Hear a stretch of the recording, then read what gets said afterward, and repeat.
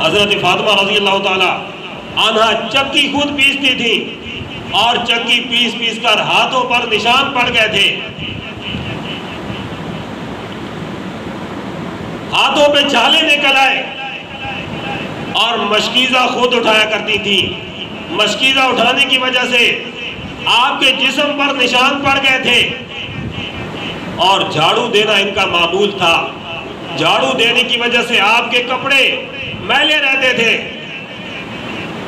جب فتوحات ہو گئی، مال غنیمت آنے لگا، مسلمانوں کے طرف ہر طرف مال آیا اور مسلمان خوشحال ہو گئے، ایک خوشحالی کی زندگی گزارنے لگے۔ تو حضرت علی المرتضیٰ رضی اللہ تعالیٰ عنہ نے حضرت فاطمہ رضی اللہ تعالیٰ عنہ سے گزارش کی کہ جاؤ اور اپنے والد صاحب سے کہو کہ ہمیں خادم دے دے جو ہمیں گھر کے کام نمٹا دے۔ حضرت فاطمہ رضی اللہ تعالیٰ عنہ جاتی ہیں اور آپ سے کوئی بات نہیں کی، شرم کے مارے واپس آ گئی۔ آپ تشریف لائے کچھ دیر بعد اور آپ نے پوچھا بیٹی کیا وجہ تھی؟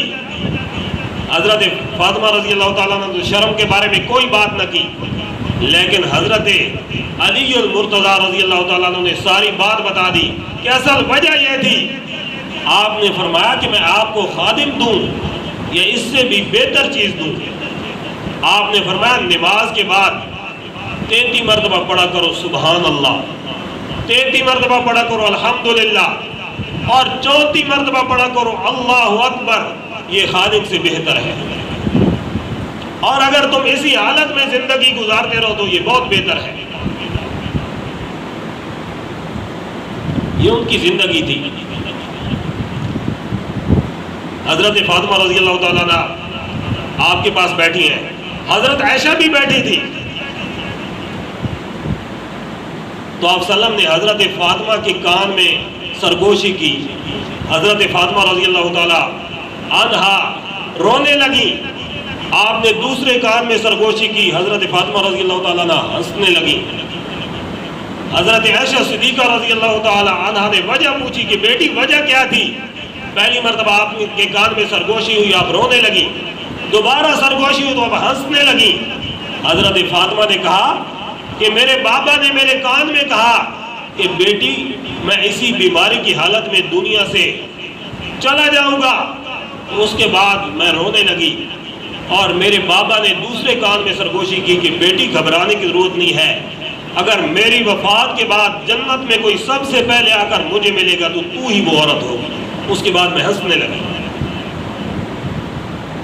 لکھا ہے مورخین نے کہ جب آپ کا وصال ہوا، آپ اس دنیا سے رخصت فرما گئے، اس کے بعد سیدہ فاطمہ رضی اللہ تعالی عنہ کو کسی نے ہنستے ہوئے نہیں دیکھا، حالانکہ آپ کی اولاد موجود تھی، یہ شہزادے موجود تھے، لیکن آپ کے خاوند حضرت علی المرتضیٰ موجود تھے، لیکن آپ نے اس کے بعد ہنسنا چھوڑ دیا تھا۔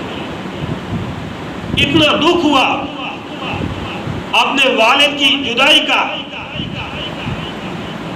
اسی وجہ سے آپ نے فرمایا تھا بیٹی اما ترضین ان تکونی سیدۃ نساء اہل الجنہ، اے فاطمہ کیا تو اس بات کو پسند نہیں کرتی ہے کہ تجھے جنتی عورتوں کا سردار بنا دیا جائے؟